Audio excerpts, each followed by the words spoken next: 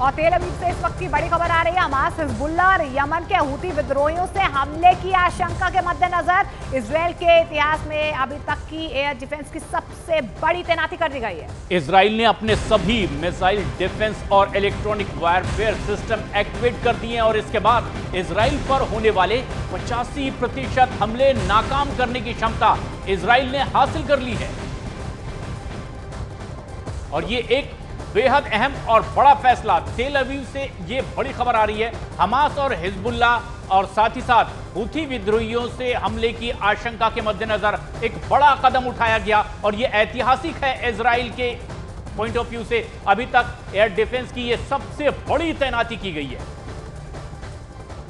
तो आपको बता दें कि इजरायल की तरफ से बड़ा फैसला लिया गया है क्योंकि इजरायली सेना बंधकों को छुड़ाने और हमास के खात्मे से जुड़ा ऑपरेशन गाजा में लगातार बढ़ा भी रही है और ग्राउंड ऑपरेशन को धार देती नजर आ रही है। और इजरायली प्रधानमंत्री बेंयामिन नेतन्याहू ने सीज फायर की बात को अब सिरे से खारिज भी कर दिया है। तो उधर दावा यह भी किया जा रहा है कि गाजा को हमास के लड़ाकों ने अपने सुरंगों से खोखला भी कर दिया है और ये लड़ाके अब इजराइल की सेना पर अटैक करने और फिर सुरंग में छिपकर वहां पर अपनी जगह को और मजबूत करने में जुटे हुए हैं। और इन सुरंग में हथियार के साथ साथ खाने पीने का महीनों का इंतजाम भी किया हुआ है।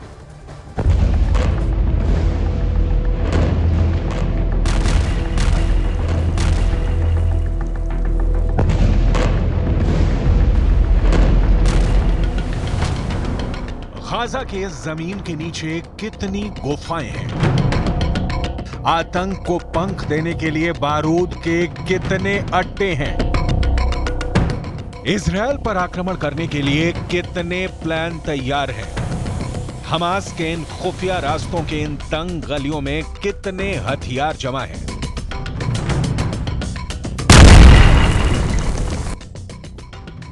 ऐसे ना जाने कितने सवाल हैं जो हमास को लेकर हर किसी के मन में हैं, जिनका जवाब ना इजरायल के पास है ना ही बाइडेन इस बारे में कुछ जानते हैं। इस सच्चाई और इस राज को सिर्फ हमास के कमांडर या फिर उनके लड़ाके ही जानते हैं।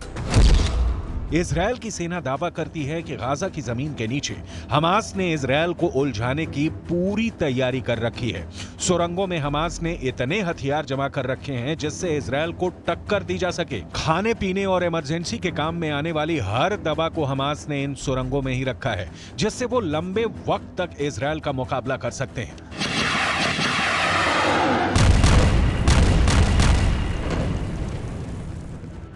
इससे साफ होता है कि हमास की कोशिश कोई 1 या 2 महीने तक चलने वाले युद्ध की नहीं है, बल्कि हमास ने तो युद्ध को लंबा खींचकर इजरायल के ऊपर अंतर्राष्ट्रीय दबाव बढ़ाने की रणनीति तैयार की हुई है।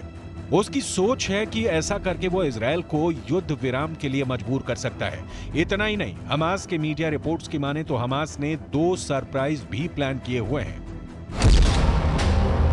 वो कुछ ऐसे कि एक तरफ से तो उसने अपनी सुरंगों में हथियार, मिसाइल, रॉकेट, खाना, पानी, इमरजेंसी दवाओं की पूरी खेप इकट्ठा कर ली है, तो वहीं दूसरी तरफ उसकी सोच ये रहेगी कि लगातार बढ़ रहे नरसंहार के चलते इजरायल पर दबाव बनाया जाए और ये दबाव इतना हो कि उसका साथ दे रहे अमेरिका और ब्रिटेन जैसे देश भी अपने हाथ पीछे खींच लें।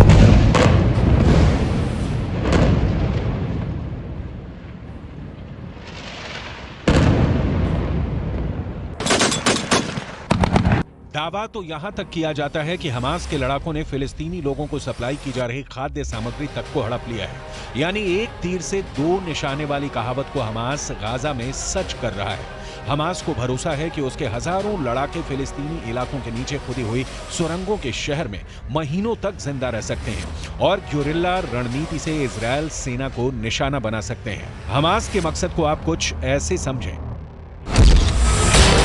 मकसद नंबर 1, गाजा पर इजरायल की 17 साल की नाकेबंदी को खत्म कराना। मकसद नंबर 2, अक्सा मस्जिद की सुरक्षा से इजरायली सेना को हटाना। और मकसद नंबर 3, वक्त रहते युद्ध विराम करवाना। इसलिए वो अपनी सुरंगों को अपनी जान बचाने वाला कवच बनाए हुए है। इन दलदल की तरह फैली सुरंगों में हमास इजरायल को फंसाना चाहता है और बरसों से बनाई इस खाई के दम पर इजरायल से बदला लेना चाहता है।